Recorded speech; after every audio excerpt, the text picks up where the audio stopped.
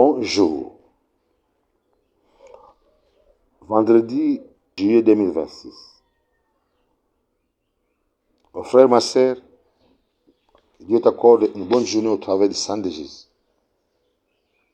Nous sommes toujours sur Psaume 41 à 5. Nous allons parler du verset 3. Hier, on a parlé du verset « L'Éternel les garde et lui conserve la vie. Il est erré sur la terre et il ne les livre pas au bon plaisir de ses ennemis. » Écoutez des grandes promesses, de très grandes promesses pour tous les gens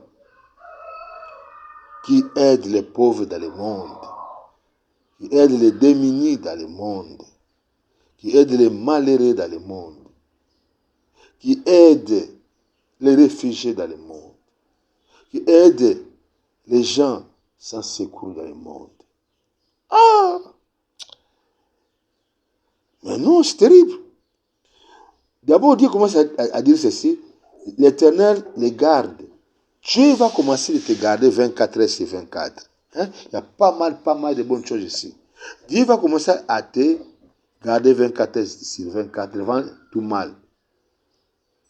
Et il mélange aussi ta femme, parce que toi avec ta femme, vous êtes un. Y compris tes enfants, parce que toi avec tes enfants, vous êtes un. Vous voyez?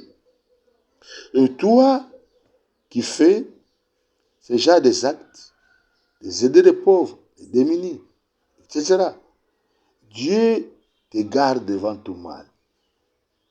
De même, il garde ton épouse, ta femme, ton mari et tes enfants.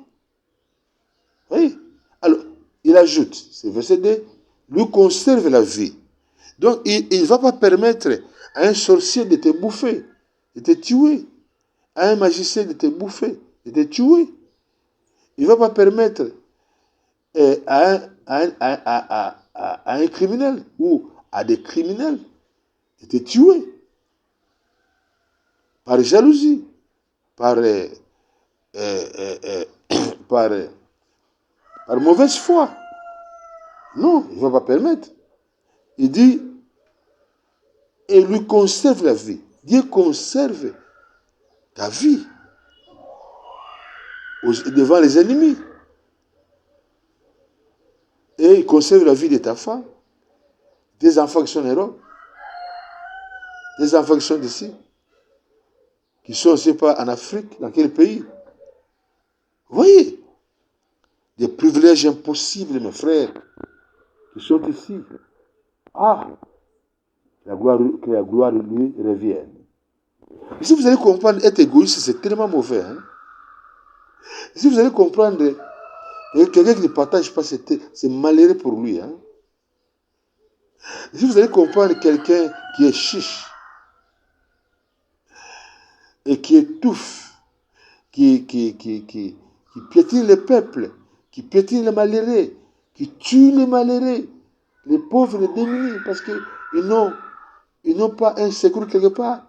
Vous allez comprendre ici combien, à quel niveau la méchanceté de Dieu tombera sur vous tous là. Combien la méchanceté de Dieu, la colère de Dieu tombera sur vous. Vous tous là, vous vous connaissez dans les quatre coins du monde. Vous vous connaissez. Hein?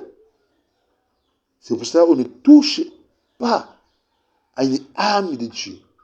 Tout homme qui est créé cette âme de Dieu, une sémence qui vient entrer dans une femme seulement aujourd'hui, c'est déjà un homme, c'est déjà une personne. Peut-être c'est une femme, peut-être il sera un homme. Tu dis non, c'est pas, on dit que c'est fétiche. Mais non, dès que la semence entre, c'est déjà un homme. Vous voyez, c'est très grave à tous ces gens qui détruisent la vie des autres dans ce monde.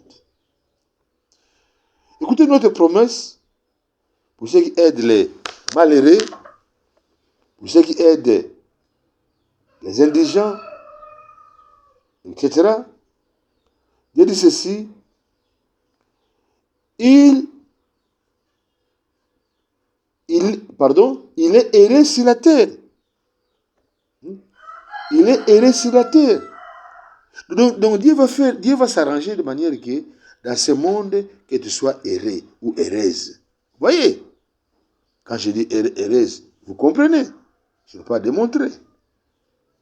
Dieu va s'organiser de sa manière, même pas aujourd'hui, même pas demain, mais plus tard, que tu sois erré. Dieu va s'organiser, oui, de sa manière, pour que tu sois erré. Aujourd'hui ou demain, ou le lendemain, ou plus tard, toi, ton épouse, tes enfants. Oui. Parce que tu fais sa volonté, parce que tu aides les malheureux, les pauvres, les démunis. En faisant ces actes à tous ces malheureux, sache, mon frère, c'est à Dieu que tu fais ça. C'est à Dieu que tu fais ça. C'est à Dieu que tu fais ça. C'est à Jésus que tu fais ça. Jésus qui est mort pour cette personne. Jésus qui est mort pour cette semence. Jésus qui est mort pour ces bébés. Jésus qui est mort pour les gens de l'Est. Là où on nous tue comme des fourmis. Ces gens-là, croyez-moi, Dieu ne va jamais les laisser. Croyez-moi, Dieu ne va jamais les laisser. Ils auront leur part de la colère infinie de Dieu à l'Est. Là où on nous a tué plus de 20 millions. Là où on cochait de nous tuer. Croyez-moi, moi, votre frère, Alain Pak Makéo. Ces gens-là seront